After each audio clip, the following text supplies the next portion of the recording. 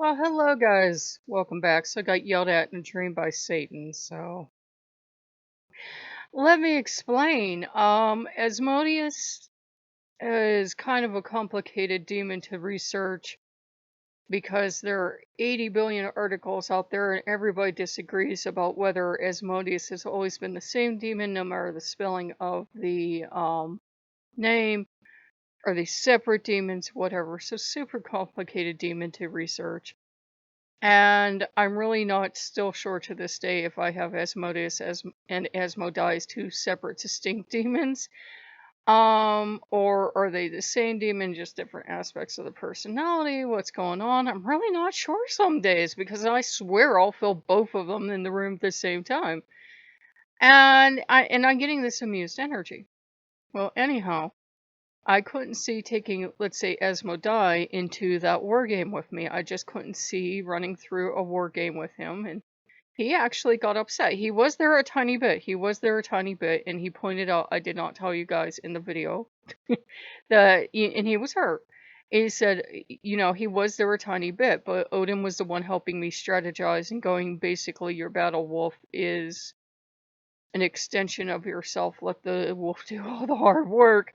And, in a way, he was right. He said, no, you're not hiding behind the wolf. That wolf's basically an extension of you. It's magic. Let the wolf do all the heavy lifting.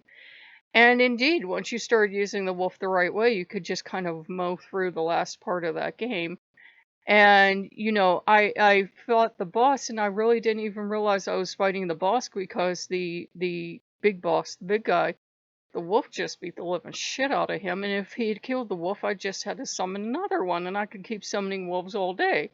And, Asmodeus, or Asmodai rather, was kind of upset that they weren't there. I could feel them in the background, but they wouldn't be there beside me advising too. And I said, last night I said I'm just more comfortable with Odin in this role, and I suppose I should be more open because the Morgan would love to play war games too. And we did try starting another path that today with that game, but the other fighter isn't as fun. She doesn't have wolves and all these crows and everything. She just has like fire magic and everything, and it's not as fun. It's not as fun as having an animal companion running around the map with you, killing your enemies. And so Satan yelled at me in a dream this morning, getting a little off topic, but back to the dream. I had this dream that, yeah, in real life, I have a leopard for a totem. I do, and I had it before I met Asmodeus. And I want this leopard totem in this dream, and all the gods are telling me no. And I'm determined, so I go out and I get this totem. There's a problem though. He's living in a zoo, in this kind of like rocky, kind of sandstone-ish, but it's the kind of shiny stone, whatever the hell that is. And he's sitting there and his head's away from me, and then he turns to look at me, and I realize someone's taken his eyes away from him. And I can tell, I just kind of sense, because I'm both looking at the display yet right next to him at the same time, there are no claws and nothing else. And basically he's been rendered useless and he's been put in a captivity. And I thought that was a dream about free will or something. Excuse me while I have coffee. Been running around cleaning the house. I thought that was a dream about not letting the gods take your free will away, but it was a dream about, look, Missy, Asmodeus came to me and he's hurt, or Asmodai, see why I'm confused? And you didn't include him, and now you're a baby little snow leopard, because I associate snow leopards with him, I don't know why, is hurt, and you better take care of him. And basically it was a lecture in ethics from Satan. When you work with demons, you're free to do absolutely what you want. You are. But if you don't treat one of the demons well, whether you believe Satan is, on top, or Lucifer's on top, or they're all equal, or whatever, they will go to Satan. Especially if you have a good relationship with Satan, or they at least know you have a healthy respect for Satan. They'll go to Satan, they'll go, my human's not treating me right. And Satan will feel totally free to come over and sort you out and say, look, your demon came to me and they feel helpless. They feel like you're not letting them do things. Why are you not letting them do things? And then I got a lecture today because I went looking for an article and I found this article written by the Satanist, theistic Satanist like I am. And she said, it takes a lifetime of deprogramming if you're raised Christian. So don't despair if you've been working with demons for years and you're still digging up stuff. Satan asked me today, we had a warm up and I turned the heat down and now it's going back down to cold. And Satan's just kind of asking me, he says, I was talking to him. He said, see, this is why we try to wean you off of ever running back to a God where the Christian sense is it's God's will for you to suffer and suffer a lot. And if God doesn't want to give you anything better than to sit in a not warm enough house, then you do that. Where the satanic view or the pagan view would be, put your damn heat up, don't freeze to death. And he's like, why would you ever want to have this instinct to run to a god and beg and see if you can turn your heat up? He says, turn your heat up to the point where it's comfortable. Same thing Odin would yell at you, same thing Loki would yell at you. And he said, have faith. Have faith. It will be dealt with. Have faith. And so, I turn the heat back up and it's a drafty old house, so the heat's up rather high, but he's like, enjoy it. There's a big thing in Satanism that, a lot of even pagans kind of get uncomfortable with, of treating yourself like a god or goddess and giving yourself the same kind of worship and love and comfort in a sense, that you would give the demons. So, like, if you wouldn't make a demon sit in a cold house, during the winter, and you would turn the heat up to a level where they're comfortable, do the same thing for you. Treat yourself as well as you would treat, the demons, because they're not asking you to sit there and suffer. They're asking you to have faith. Now, they can do a lot of things for us, but it's not only a faith-based thing, it's a how well are we getting along with our demons thing. So, Satan came over and, he gave me kind of a nudge and he's like, you have to treat Asmodeus better. You really do. I know you two are having a personality clash, but it's a thing of I couldn't see Asmodeus in that role, or Asmodai, whichever one it is, and he wanted to be there. And he was there a little bit, but he wasn't there enough. And then, he went to Satan and he said, look, I love this human, but they're not letting me take part in stuff. They're not letting me. He would love to graft himself to me. Odin really doesn't care. Odin will both back him up and then be like, you know, and Loki really doesn't care. So it's a thing of Asmodai, whichever one, two, one, I don't know, chose me. And they know they weren't my first choice. My first choice would have been to work with Pazuzu. But they chose me. And therefore, they're not gonna let me go. They want me. I'm theirs as far as they're concerned, and they're not giving up. He's stubborn as hell. I don't care which one you're talking about, they're stubborn. They really are. And it's also a thing of don't let anything you've seen on this channel or you've read in a book or you've read in an article get in the way of your relationship with the demons. There are a few good articles out there, and I don't think I suggested them because somebody asked for stuff about Asmodeus. There are a few good articles out there that tell you how Satanism should work. You absolutely make all your own choices. But then you go on to read the next article and they go, no, you must believe this about the demons. You must look at the demons this way. You're free to believe what you want. It either works or it doesn't. You're free to believe what you want. You want to go study the Kabbalah and everything else and associate that with the demons, fine. But you're also equally free to go, I don't feel that. That doesn't work for me. And never do it any time in your life. You have to remember that. Some people, are so sure of their way that they're say do whatever you want, but my way's the right way, just so you know.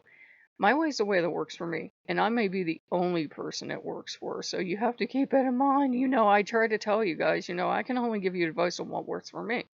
I can't tell you how it really is. I don't speak with authority and say, oh yes, the demons are ranked this way, and yes, this happens with this, and yes, this demon is an expert in that. Mileage will vary. I can probably tell you with almost absolute certainty that Jewish people are not lizard people, but other than that, And there's no conspiracy going on, but other than that, I really can't tell you much. You might work with Asmodeus and have a totally different relationship. But one thing I'm getting a poke to remind you of is there are a lot of liars that work with both gods and demons. There are a lot of people that will inflate what demons and gods have done for them, and they will brag. Finding $1 on the street turns into finding $100. Then it turns into finding $1,000. Then it turns into a $10,000. Every time they tell the story, it just gets better and better. And what they did is they found $1 on the street. That is what actually happened, but it transmogrifies over time. Especially if you're working with a demon and someone's always coming over and going, well, they do everything I want. They do everything I want. And it's interfering with the relationship. Whether they're consciously doing it or not, they're destroying the relationship for you. No demon ever has done what everyone wants every time they want it. They're not like that. They're not a pet. You're not summoning them. You're not keeping them in a box.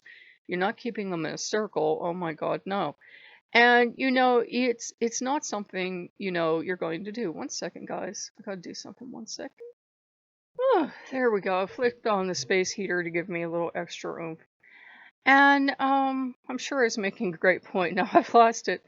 But that's one of the practical ways you can work with your demons. I know we're ranging all around today, but welcome to Monday.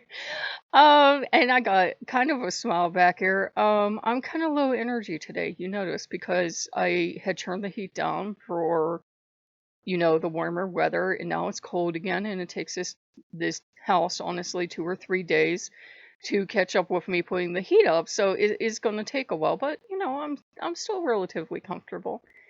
Anyhow, I'm sure I was going somewhere interesting with that, but the thing is, part of working with the demons is getting over that idea of having to go to them to beg for stuff, like you were taught to go to God to beg God, oh please just let me live in a warm enough house, oh please just let me have those clothes I want, oh please just let me have that. You can have worldly stuff with the demons. My hardest part is balancing out, yes, here's all the stuff I really want, here's what I really truly want. And, demons aren't going to give it to you any faster than, say, the average god would. I could decide I really truly want a Ferrari, and with Asmodeus' sense of humor, I might get a Ferrari pin, or Satan's sense of humor, Ferrari might drive by my house and go, there it goes.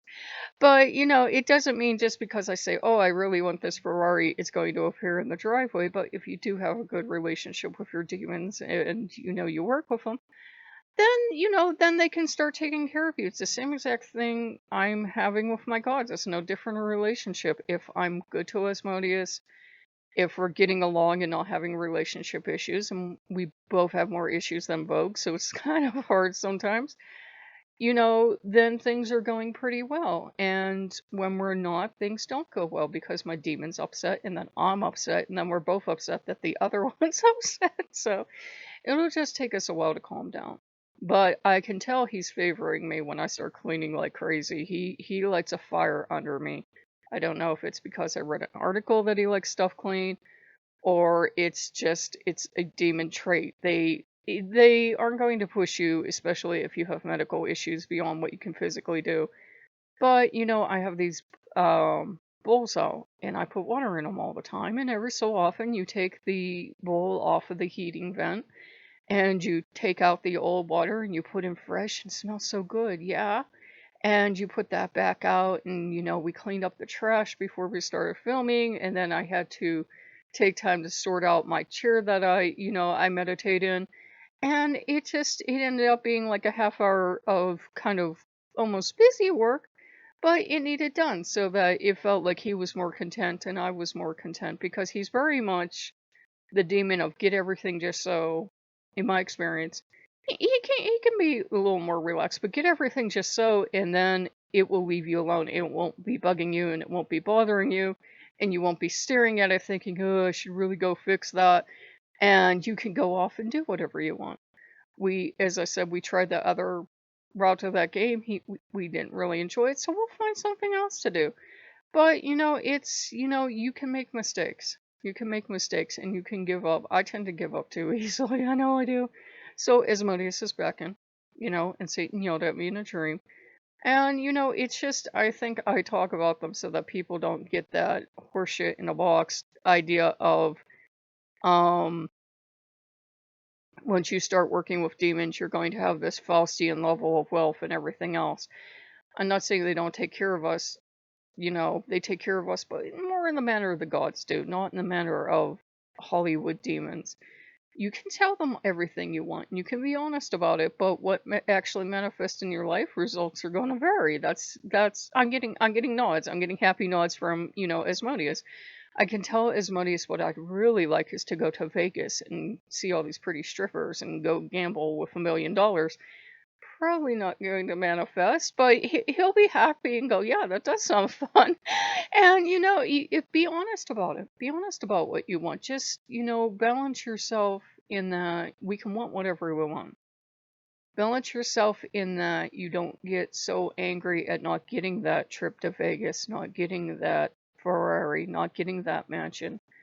Balance yourself so that if that doesn't manifest, you don't destroy the relationship. If all you ever really truly want is worldly goods and you don't give two shits about the relationship, nobody's probably going to work for you. I haven't met anyone yet that wasn't like, hey, I would like a relationship and I would like respect. And do you ever clean? And stuff like that. They have their own personalities. They have their own drives. If you want to work magic to get stuff like that for yourself, you can honestly do it on your own. Results will vary, and you can do it on your own without involving another personality. Let's put it that way. So if you want to truly be self-centered and everything, universe isn't going to spank you for that, but you probably don't want to then get involved with a demon or anyone else, a god even, because if you're just going to be give, give, give, give, give, and you're not going to want any relationship at all, there was no reason to involve them in the first place. So I hope that made some sense. So if you guys like what you see, like, comment, and subscribe. Sorry I'm low energy, guys, but we're going from what was nice and heat, and we actually saw the sun for 5 damn minutes, back to cold weather and these damn pop-ups. I swear, I think the universe told me to shut the hell up. So I will see you guys later. Bye bye.